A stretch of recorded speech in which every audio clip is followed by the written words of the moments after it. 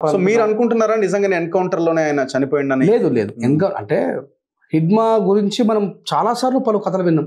హిడ్మా ఒకసారి టార్గెట్ చేస్తే చాలా తెలివిపరుడు, ఆయన ఏదైనా టార్గెట్ చేస్తే చేయగలుగుతాడు అని చెప్పేసి ఎన్నోసార్లు విన్నాం.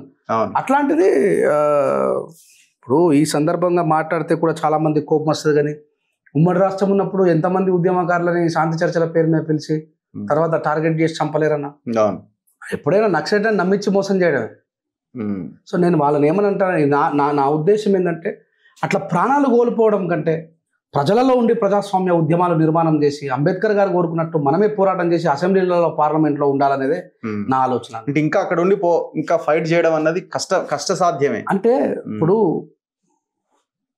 హైదరాబాదు, బెంగళూరు, చెన్నై సిటీలలో ఉన్న వాళ్ళకి ఏం తెలుస్తుంది అన్న? మీరు ఒకసారి పోతే ఇంకా అన్న ఇప్పుడు ఈ 2025లో కూడా భారతదేశంలో లక్షలాది గ్రామాలకి ఎలక్ట్రిసిటీ లేదు. ఇక్కడ ఆదిలాబాద్ పోయినా ఇంకా ఉన్నాయి. మరి నేను ఏమంటానంటే అది ఆ త్యాగం చేయాల్సిన పని లేదు. ఇలా మేము ఉన్నాం. నేను 2007లో జర్నీ స్టార్ట్ చేసిన. నేను ఒక ప్లేస్కి పోతున్నా అంటే నలుగురు కలిసి సరే రాయేసిన మా ఇంటి దగ్గర భోజనం చేయాలని చెప్పి ఒక 4 రకాల వంటకాలు చేసి ప్రభుత్వం చేతనే మనం ప్రొటెక్షన్ తీసుకుని ప్రజాస్వామ్య ఉద్యమాలు చేయాలని నేను అంటున్నాను. ఆ రోజులలో ఆ త్యాగం నడిచింది, ఆ రోజులలో పోరాటం నడిచింది. ఇప్పుడు ఆ పరిస్థితులు లేనప్పుడు మనం ప్రజాస్వామ్యంలో కలవాలనేది నా కోరిక.